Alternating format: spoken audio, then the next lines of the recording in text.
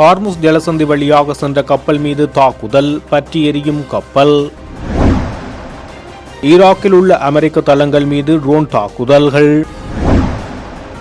காயமடைந்த ஈரானின் புதிய உச்ச தலைவரின் நிலை தொடர்பில் வெளியான தகவல். அமெரிக்காவுக்கு அதிர்ச்சி கொடுத்த சீனா, துல்லியமாக கண்காணிக்கப்பட்டுள்ள இராணுவ நகர்வுகள். அமெரிக்கா மற்றும் ஆஸ்திரேலிய வங்கிகள் மீது தாக்குதல் நடத்தப் போவதாக ஈரான் அறிவிப்பு.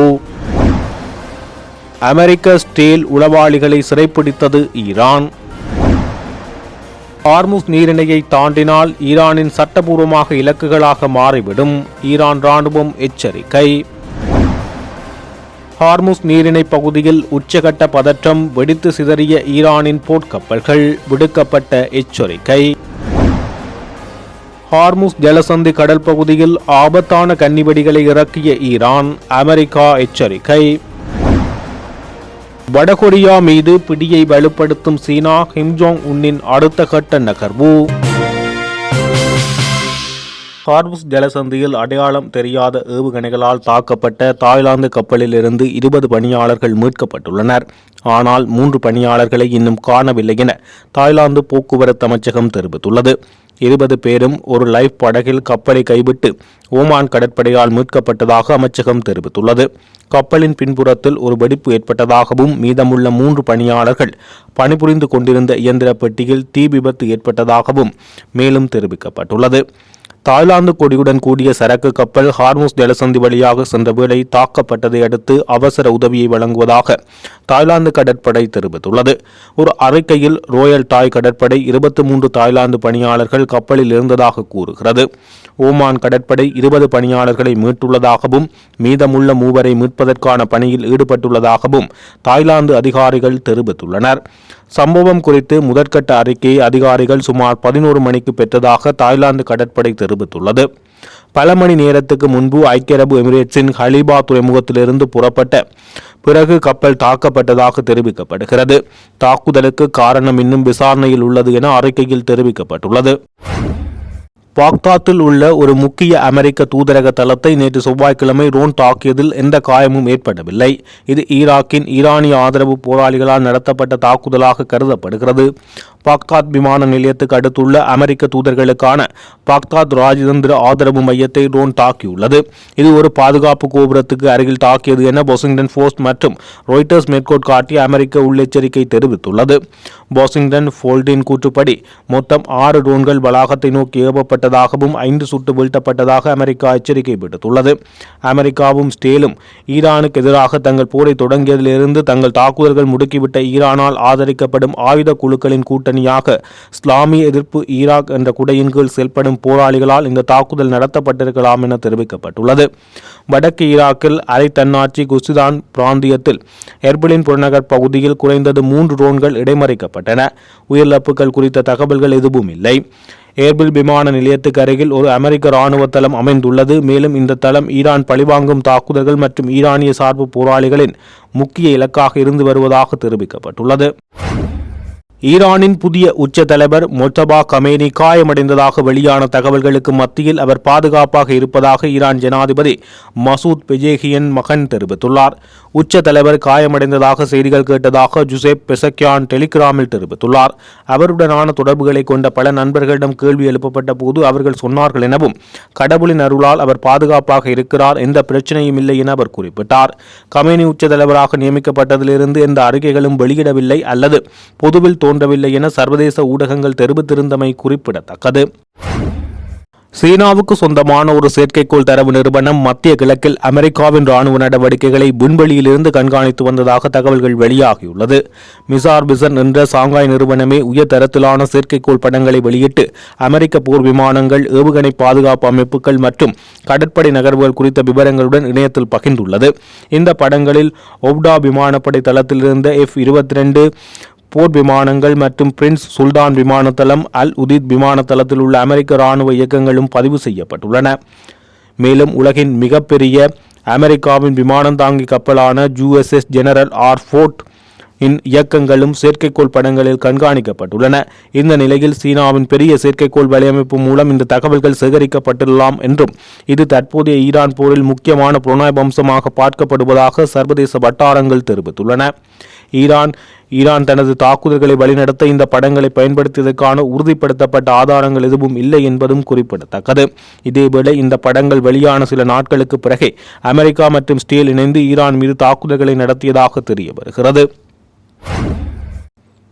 புதன்கிழமை டெஹ்ரானில் உள்ள ஒரு வங்கியின் மீது நடாத்தப்பட்ட வான்வழி தாக்குதலை தொடர்ந்து பிராந்தியத்தில் உள்ள அமெரிக்க மற்றும் ஆஸ்திரேலிய வங்கிகள் மீது பழிவாங்கும் தாக்குதல்களை நடத்தப் போவதாக ஈரான் ராணுவம் மிரட்டல் விடுத்தது. ஈரான் ஆயுதப்படைகளின் ஒருங்கிணைந்த கட்டளையான கட்டாம் அல் அன்பியா மத்திய தலைமையகத்தின் செய்தி தொடர்பாளர் ஒரு அறிக்கையில் ஈரான் தலைநகரில் உள்ள ஒரு வங்கி செவ்வாய்க்கிழமை அமெரிக்கா மற்றும் இஸ்ரேலால் தாக்கப்பட்டதாக கூறினார். இந்த தாக்குதல் சட்டவிரோதமானது மற்றும் வழக்கத்துக்கு மாறான போர் நடவடிக்கை என விவரித்த செய்தி தொடர்பாளர், இது ஈரானின் ஆயுதப்படைகளுக்கு அமெரிக்கா மற்றும் இஸ்ரேலுக்கு சொந்தமான பொருளாதார மையங்கள் மற்றும் வங்கிகளை பிராந்தியம் முழுவதும் குறிவைக்கும் உரிமையை அளித்துள்ளது என கூறினார். அமெரிக்கர்கள் எங்கள் வேதனையான பழிவாங்கும் நடவடிக்கைக்காக காத்திருக்க வேண்டும் என அவர் எச்சரித்தார். அமெரிக்கா மற்றும் ஆஸ்திரேலிய வங்கிகளை நடாத்தும் நாடுகளில் உள்ள மக்கள் இந்த வசதிகள் 1 கிலோமீட்டர் சுற்றளவில் இருந்து விலகி இருக்க வேண்டும் என செய்தி தொடர்பாளர் வலியுறுத்தினார். வடக்கு தெஹ்ரானில் உள்ள ஒரு வங்கியில் நடந்த தாக்குதலில் பல வங்கி ஊழியர்கள் கொல்லப்பட்டதாக ஈரானிய அரசு ஊடகங்கள் தெரிவித்தன. தாக்குதல் நடந்தபோது பிப்ரவரி மாத இறுதி சம்பளத்தை வழங்குவதற்காக ஊழியர்கள் மேலதிக வேலை நேரத்தில் வேலை செய்து கொண்டிருந்ததாக தகவல்கள் தெரிவிக்கின்றன.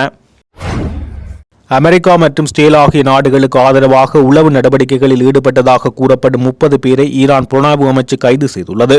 கைது செய்யப்பட்டவர்களை உளவாளிகள், செயல்பாட்டு மற்றும் ஊடக கூலிப்படையினர் என ஈரானிய அதிகாரிகள் விவரித்துள்ளனர்.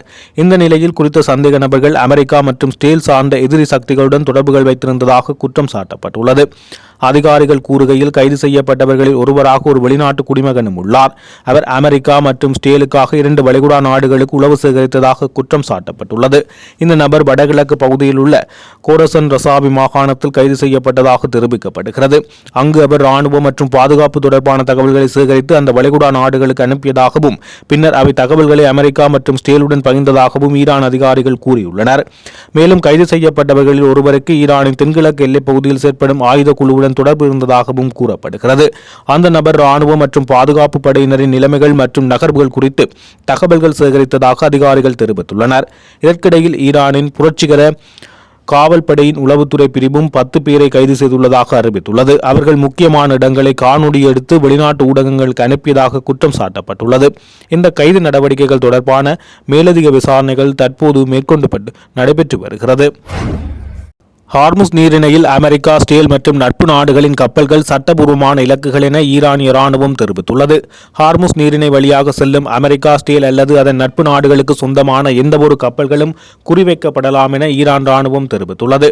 எண்ணெய், சரக்கு அல்லது கப்பல், அமெரிக்கா சியோனிச ஆட்சி அல்லது அவர்களின் விரோத கூட்டாளிகளுக்கு சொந்தமான எந்தவொரு கப்பலும் முறையான இலக்குகளாக கருதப்படும் என இராணுவத்தின் மத்திய செயற்பாட்டு கட்டளை அதிகாரி கதம் அல் அன்பியா அரசு தொலைக்காட்சிக்கு அளித்த அறிக்கையில் தெரிவித்துள்ளார்.